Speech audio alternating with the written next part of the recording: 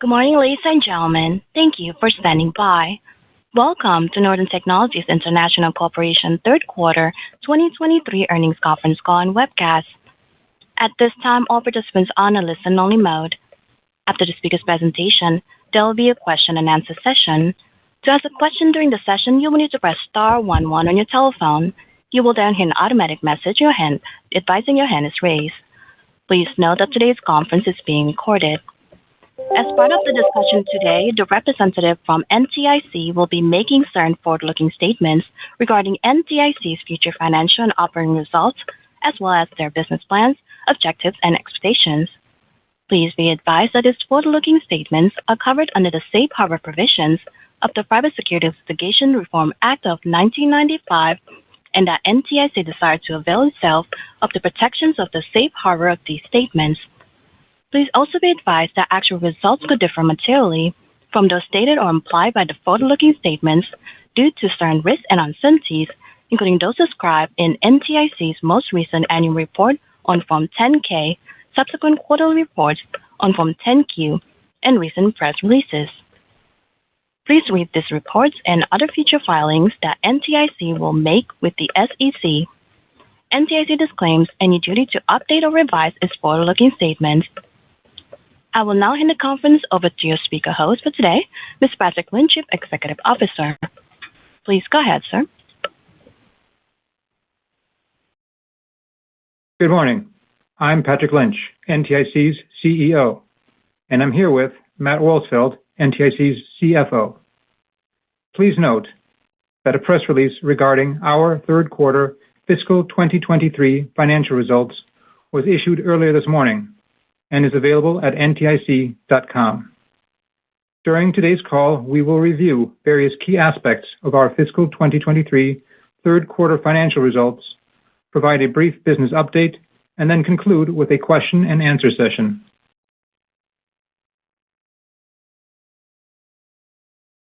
Record top-line sales for our ZERUST Industrial, ZERUST Oil and Gas, and Natur-Tec segments, in turn, pushed total sales for the third quarter to a new quarterly record as well. It would appear, therefore, that our strong third quarter performance not only revalidates the efficacy of our long-term growth strategies, but also the value that our corrosion-inhibiting products and services and bioplastic solutions provide to our growing customer base. I am proud of these results as they show that our team members and joint venture partners have been working hard to support the complex needs of our global customers while also navigating extremely dynamic currents. As planned, we also made considerable progress rebuilding our gross margins and controlling operating expenses this period. Our third quarter gross margin of 36.7% marks a significant improvement on both a sequential and year-over-year basis. This primarily reflects the positive impact of the countermeasures we put in place against supply chain issues, significant raw material cost increases, and challenges across our European and Asian markets. As we look to the fourth quarter and beyond, momentum in our business remains positive. We believe NTIC China sales will improve in the fourth quarter and into fiscal 2024, now that the Chinese economy finally has the opportunity to start rebounding from its exceptionally long self-imposed pandemic freeze. ZERUST Oil and Gas and Natur-Tec are both expected to continue to benefit from new customer relationships and incremental orders from existing customers. Therefore, we believe we are well-positioned for a strong finish to fiscal 2023 and believe fiscal 2024 will also enjoy good growth and higher profitability. So, with this overview, let's examine the drivers for the third quarter in more detail. For the third quarter ended May 31st, 2023, our total consolidated net sales increased 10.6% to a quarterly record of $21 million, as compared to the third quarter ended May 31st, 2022. Broken down by business units, this included a 32.7% increase in ZERUST Oil and Gas net sales, a 9% increase in ZERUST Industrial net sales, and a 7.8% increase in Natur-Tec net sales. Total net sales for the fiscal 2023 third quarter by our joint ventures, which we do not consolidate in our financial statements, decreased year-over-year by 1.1% to $26.3 million, but were up 3.3% on a sequential basis. A slight year-over-year decline was due primarily to softer demand across the territories serviced by our global joint ventures and currency exchange rate fluctuations. Fiscal 2023 third quarter net sales by our wholly owned NTIC China subsidiary decreased by 8.4% to $3.3 million due to weaker economic conditions on a year-over-year basis. On a sequential basis, NTIC China sales were up 15.6%, which we believe reflects stabilizing demand trends, and we continue to expect demand to improve throughout the remainder of this fiscal year. We remain committed to the Chinese market and the long-term opportunities it represents for NTIC. We continue to take steps to enhance and protect our Chinese operations, and we continue to believe China will likely become our largest geographic market in the future. Now, moving on to ZERUST Oil and Gas. The fiscal 2023 third quarter was the strongest quarter we have ever had for ZERUST Oil and Gas, as sales increased 32.7% to a record $2 million. The third quarter of fiscal 2023 is also the fifth consecutive quarter of ZERUST Oil and Gas sales over $1.5 million, and on a trailing 12-month basis, we have reported nearly $7 million of oil and gas sales. We believe these positive trends reflect accelerating momentum within our oil and gas business. Interest continues to grow from new and existing customers for our ZERUST Oil and Gas solutions, which include applications to protect above-ground oil storage tanks and pipeline casings from corrosion. The expanding adoption of our ZERUST Oil and Gas solutions within the oil and gas industry is supporting bigger opportunities for our ZERUST Oil and Gas products and technologies. As a result, we believe that fiscal 2023 will be a transformative year for ZERUST Oil and Gas, as we expect this business to scale and continue to contribute to profitability. Turning to our Natur-Tec bioplastics business. As expected, Natur-Tec sales growth re-accelerated in the third quarter after seasonality and the timing of both shipments and orders impacted Natur-Tec sales in our second quarter. Fiscal 2023 third quarter Natur-Tec sales were a record $4.9 million, a 7.8% increase over the prior fiscal year period. We expect Natur-Tec sales growth will remain strong in the fourth quarter, supported by favorable demand in North America and India and significant new customer wins and orders in these geographies. Globally, we continue to see growing market demand for new applications of certified compostable plastic products and resin compounds, as well as increased interest in commercial and municipal programs that use certified compostable plastics as alternatives to conventional plastics. As a result, we believe we are well positioned for long-term sustainable growth within our Natur-Tec bioplastics business. As you can see, our third quarter performance reflects the progress we are making to profitably grow our business and create significant value for our shareholders. This is a testament to the leading solutions we have created, the valuable services we provide, and the strength of our team members and joint ventures. With this overview, let me now turn the call over to Matt Wolsfeld to summarize our financial results for the fiscal 2023 third quarter. Thanks, Patrick. Compared to the prior fiscal year period, NTIC's consolidated net sales increased 10.6% in the fiscal 2023 third quarter to a quarterly record, This growth was driven by the positive trends Patrick reviewed in his prepared remarks. Actions to improve gross margin successfully offset a 1.1% decrease in third quarter sales across our joint ventures to drive a 0.5% increase in third quarter joint venture operating income compared to the prior fiscal year period. Total operating expenses for fiscal 2023 third quarter were $8 million, a 12.8% increase over the prior fiscal year period, which was primarily due to increased personnel expenses and expenses incurred during the current fiscal year period in connection with the startup of a new indirect majority-owned subsidiary formed to assume the operations of a former joint venture in Taiwan. Operating expenses as a percentage of net sales were 38.3% compared to 37.5% for the prior fiscal year period. Gross profit as a percentage of net sales increased 36.7% during the 3 months ended May 31st, 2023, compared to 32.9% during the same period last fiscal year. The 380 basis point improvement was primarily a result of successful actions taken by the company to address inflationary pressures and the increased sales of higher gross margin ZERUST oil and gas solutions.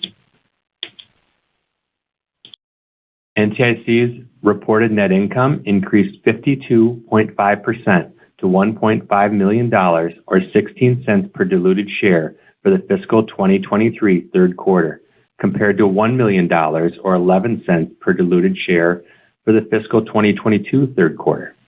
NTIC's non-GAAP net income, adjusted for amortization expense, was $1.6 million or 17 cents per diluted share, compared to $1.1 million or 12 cents per diluted share for the fiscal 2022 third quarter. A reconciliation of GAAP to non-GAAP financial measures is available in our third quarter earnings press release that was issued this morning. As of May 31st, 2023, working capital is $23.7 million, including $6.2 million in cash and cash equivalents, compared to $23.2 million, including $5.3 million in cash and cash equivalents as of August 31st, 2022. As of May 31st, 2023, we had outstanding debt of $8 million. This included $5.2 million in borrowings under our existing revolving line of credit, compared to $7.1 million as of February 28, 2023. During the fiscal 2023 third quarter, the company's wholly owned subsidiary in China, NTIC China, entered into 2 term loan agreements. Both loan agreements have an annual interest rate of 3.5%, and the total outstanding balance was $12.8 million as of May 31st, 2023. The proceeds of these term loans were used to pay off intercompany loans that NTIC China had with NTIC.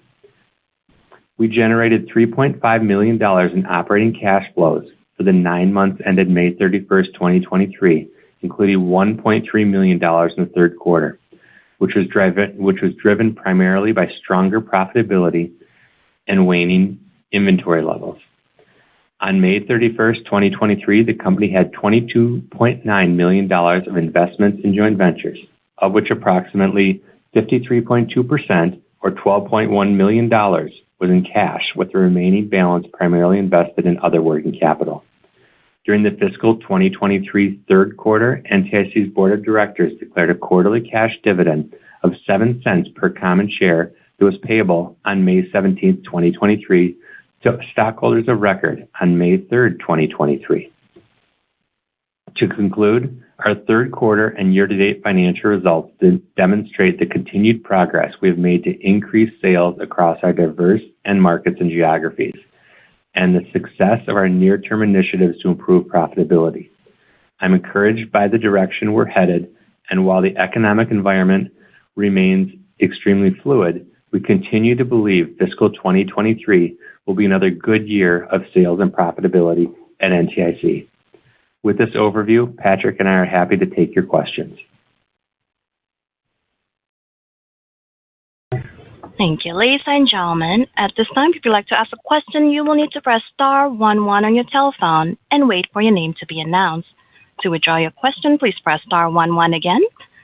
Once again, to ask a question, please press star 11. Please stand by while we compile the Q&A roster. I'd also like to mention that Vineet Dalal is joining us this morning, so if you have any questions regarding Natur-Tec. One moment for our first question. Now, first question coming from the line of Timothy Clarkson with Van Clemens. Your line is open. Hey, so I've got a few questions here. Just on a big picture basis, what's the impact of this trend towards electric cars? Does it change the need for rust corrosion products is an electric car versus a gas car? It will, because there's simply fewer parts in an electric vehicle than there are in an ICE engine. Okay. We have not seen it yet, and actually we're doing some. Where our sales are growing into the EV market as we speak, but we do ultimately expect that there will be some transition as the industry moves more towards e-vehicles. Okay. I want to ask about on the compostable end. Again, what would you say is honestly we got the expert there. What would you say is the differentiating factors on Natur-Tec's compostable products versus the competitors? I think we make products that are easier to process on conventional plastics equipment, cheaper, and better properties. We are kind of unique in the fact that we are base material agnostic, so we work with PLAs, BHAs, BBATs. We work with the brand to understand their packaging requirements, and then based on those packaging requirements, we actually engineer a solution that meets the requirements at a affordable price. Okay. At what point does the typical McDonald's or the typical fast food restaurant start to be using these kinds of products? I know they use them in the airports, but at what point does it become kind of a standard? I think it's a function of regulation. Obviously, a lot of the QSRs are price conscious, so widespread adoption is still further out. But in those areas where by law they're required to use compostable products, we're seeing adoption happening. What would be the typical extra expense on a compostable packaging versus conventional packaging? It depends on the type of product. It could be anywhere from, let's say, a 10 to 20% premium to maybe 2 or 3x. Okay. All right.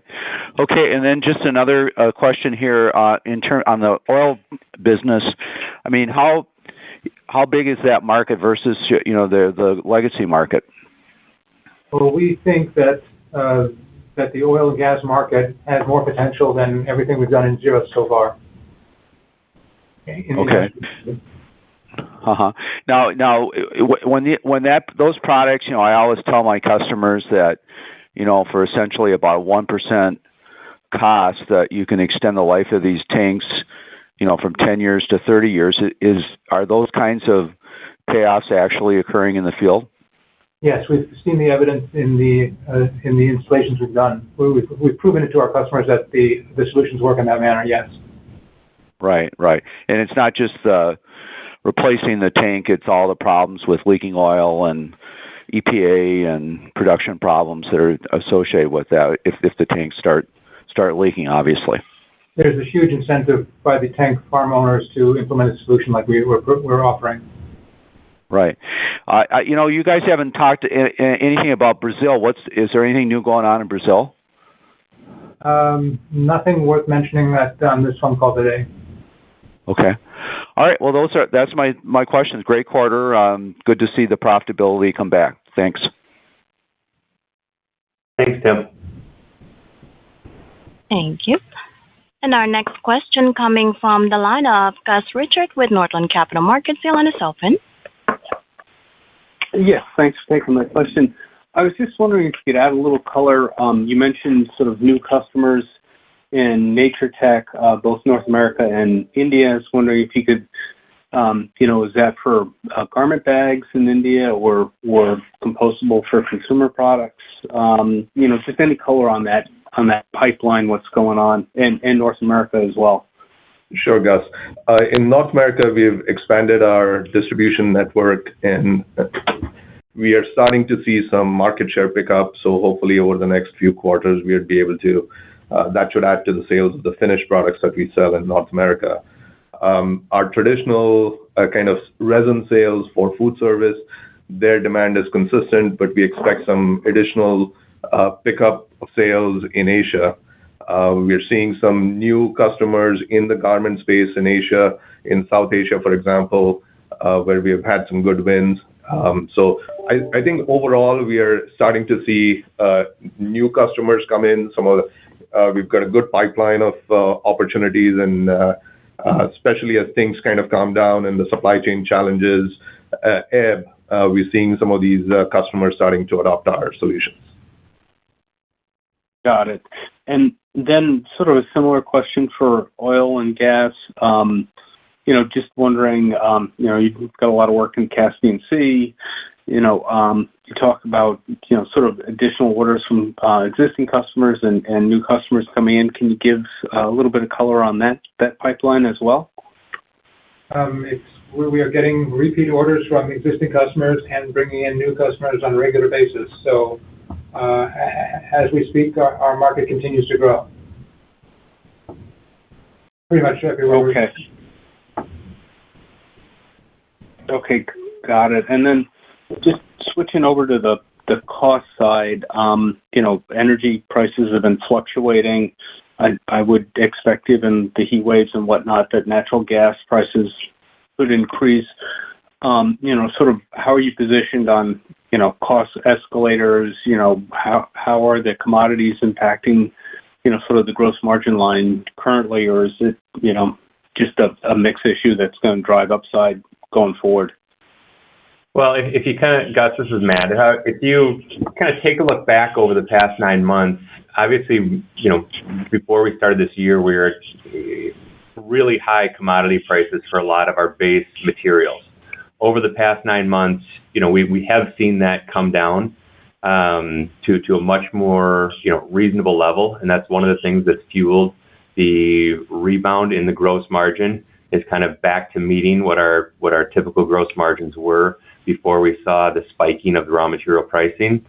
I would say even right now, from a natural gas standpoint, and the derivative resin pricing, we're still seeing relatively low levels. So we're not seeing, at least at this point in time, or have an expectation that the raw materials or, specifically the resins are going to be increasing anytime soon.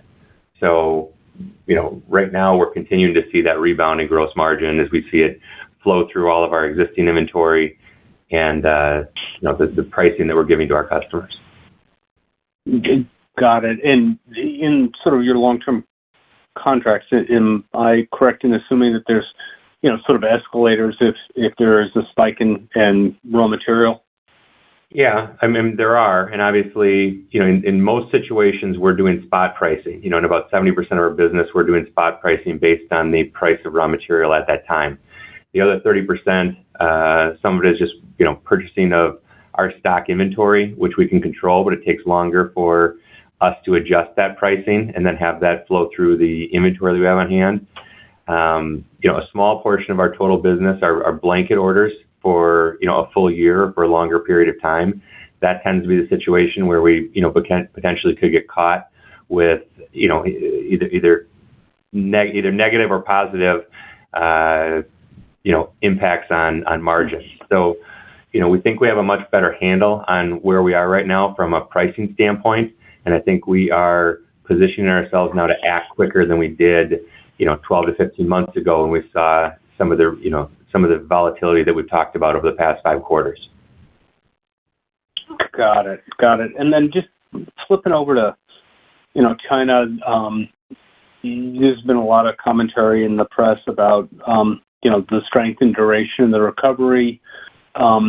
Just any comments on kind of what you've been seeing over the last quarter in terms of, the trajectory? Is it just stabilized? Is it improving? Is it moving on beyond auto? Any help there? It's difficult kind of for us to say exactly where it's hitting and what's going on, from a sales standpoint in China. It's existing customers that are ordering less is what we're seeing. And so there's just kind of a general slowdown compared to when I look at like the revenues that we achieved, in all of our fiscal 2021 and, the first half of our fiscal 2022. We're simply at lower sales level and not seeing the recovery and the rebound that we expected to see. We did have better sales in Q3 than Q2, but we're still $500,000 to $1 million off on a quarterly basis where we were through the majority of our fiscal 2021. So what we're looking is to see kind of that recovery take place to get back to that level, and then ultimately grow the markets in China beyond that. It still is a large, very large potential market for us. And, obviously it's a bit of a headwind given that, we are basically hovering right at break-even point on that subsidiary. Got it. And then last one for me, you mentioned sort of FX impact on the JVs. Is that a dollar-euro impact, or any color on that one? And that's it for me. The majority of it, there's two key, really three key exchange rates that we deal with. Obviously, the euro from a JV standpoint, which has been relatively stable between 1.07 and 1.1 for the past few quarters.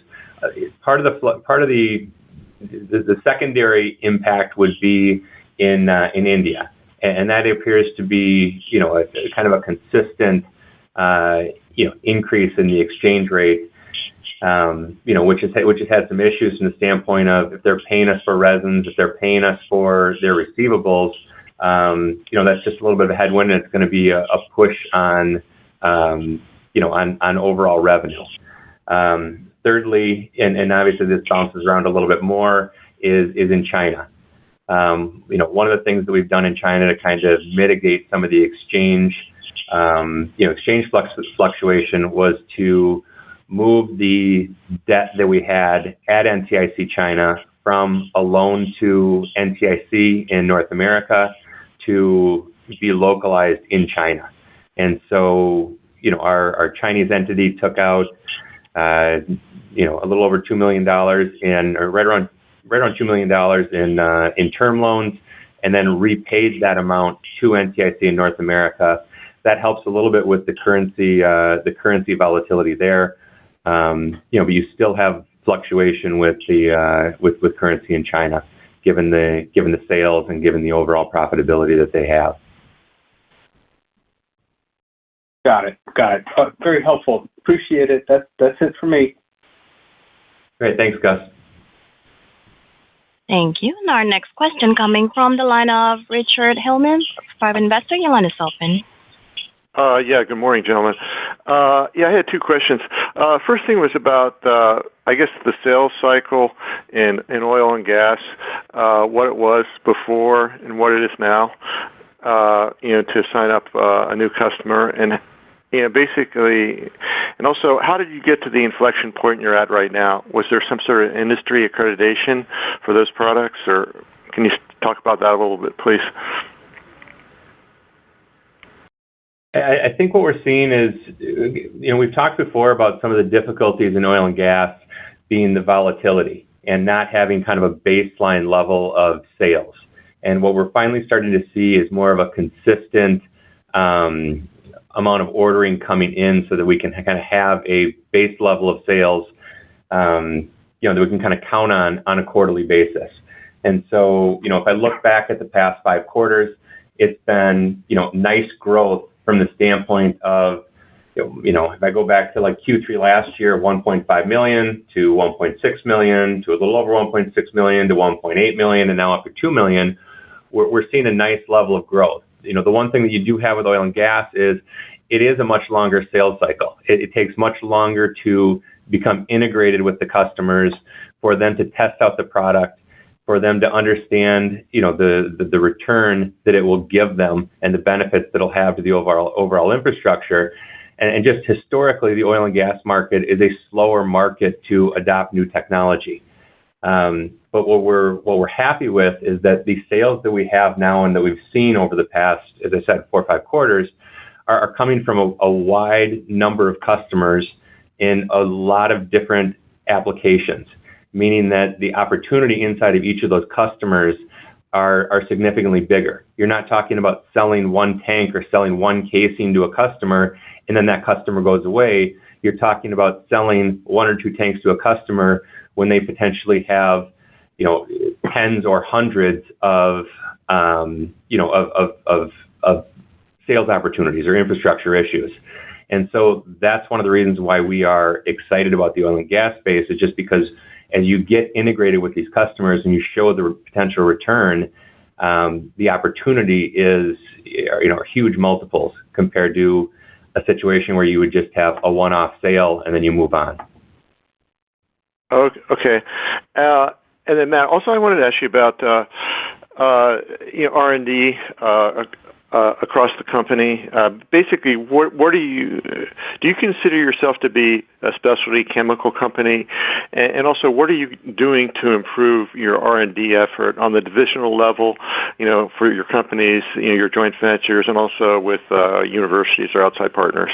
Sure. Well, I think what I'll do is, I can touch a little bit on R&D from from the ZERUST standpoint, and I'll let Vineet touch on the R&D aspect from the Natur-Tec standpoint. But from a ZERUST standpoint, you can obviously see what we're doing, as I just kind of explained in oil and gas, as far as how we've transitioned a lot of the work over the past decade from being research to more development to be more integrated with and building sales. We've really seen that transition happen. We don't partner as much from a industrial standpoint with universities. The development that we do is typically in our R&D facility here or in our R&D facility that we have with Excor in Germany. Typically, a lot of that development has to do with tweaking existing products, coming up with new formulations to potentially sell, or new products to sell to existing customers and potentially new markets. And that's how we've gotten into some of the new markets over the past, if I look over the past 5 or 10 years, some of the new markets that we've got into have dealt with a lot of new products that we did develop internally and are selling. So, the R&D capability from a ZERUST standpoint is much more internally focused and, geared towards selling and providing products to the existing markets that we're currently serving. Yeah, and from a Natur-Tec perspective, we do have a good, strong core R&D group here in Minnesota, but we also have R&D labs in India and some R&D going on in China. On the Natur-Tec side, we also partner very heavily with Michigan State University, which is probably one of the leading biomaterials program in the world.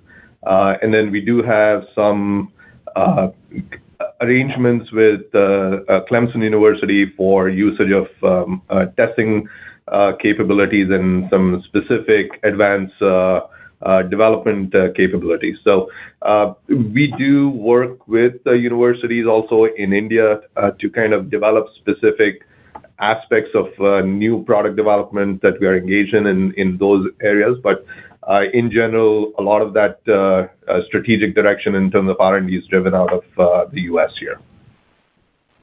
Okay. In terms of Natur-Tec, what other areas are you going into besides just compostable materials? So, the Natur-Tec business is focused more on compostables and biomaterials. So we are looking at bio-based products. We're looking at multi-layer structures for packaging, consumer packaging, food packaging, and then on the longer term, we're also looking at fibers, especially for textiles. Compostable fibers. Yeah, bio-based compostable fibers, yeah. Okay. Thanks very much. Thank you. And our next question coming from the line of Gregory Weaver with Invicta Capital Management. Your line is open. Yeah, hi, good morning, gentlemen. Thanks for taking my questions here, and glad to have Vineet on the call. I guess I'll start with Vineet. Has there been any go-to-market changes for Natur-Tec here over the, recent time frame in terms of, some of this traction you're seeing? Nothing significant. I think we're just executing to kind of our strategic plan and, just I think getting over the supply chain challenges of last year was critical, because that meant, raw material was widely available. We're also executing better on some of the opportunities that we had in our pipeline. And how's it going with bulk resin sales? We don't sell bulk resins. We sell our compounds, and those are growing very nicely. Okay. I thought there was some opportunity. Maybe I'm mistaken, years back in Europe when they were passing some of those bag laws for what I was characterized, I thought as bulk resin, but I guess I'm mistaken. And I guess just Patrick, I've known you since day one here, the head in the company, and I've never heard you this bulled up. So, I mean, people have pressed you on some of this oil and gas stuff, but I'm super happy to see it. And I guess I'll try to get a little more color again here. Is it just that the phone's ringing now as opposed to you out there, beating the pavement is part of your excitement?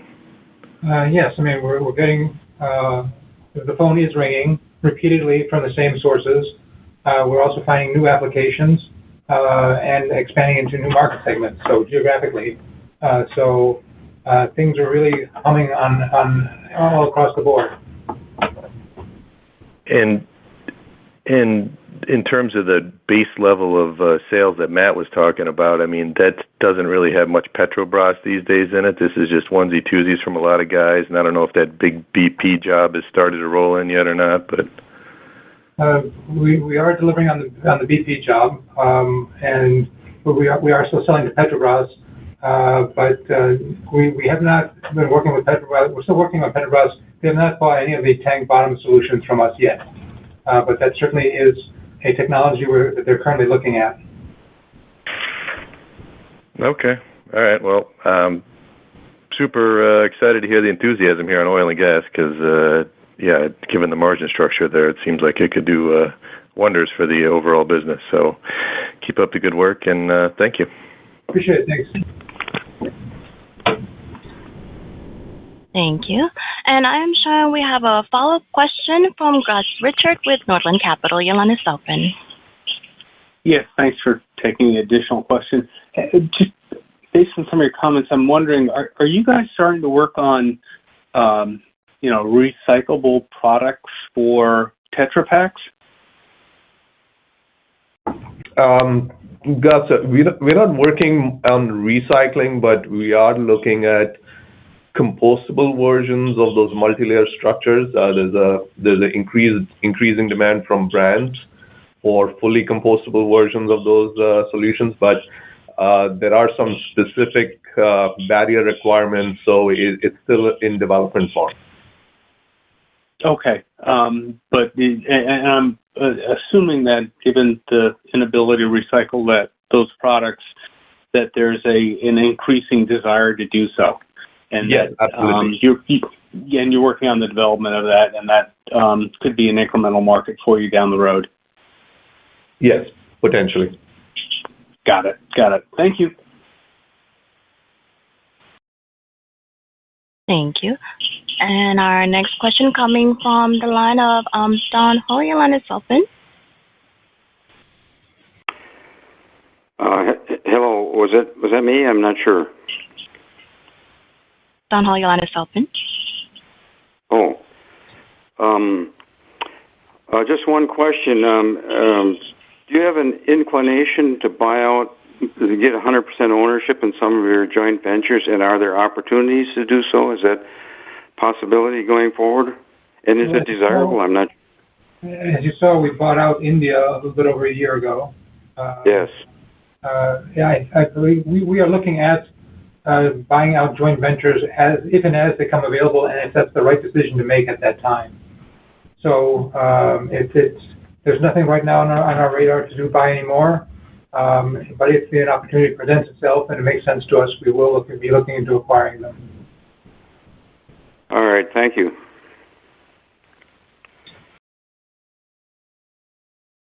Thank you. And I see no further questions in the Q&A queue at this time. I will now turn the call back over to Mr. Patrick Lynch for any closing remarks. Just wanted to thank everybody for their interest in NTIC this morning and wish you all a good day. Ladies and gentlemen, that does conclude our conference for today. Thank you for your participation. You may now disconnect. Good day.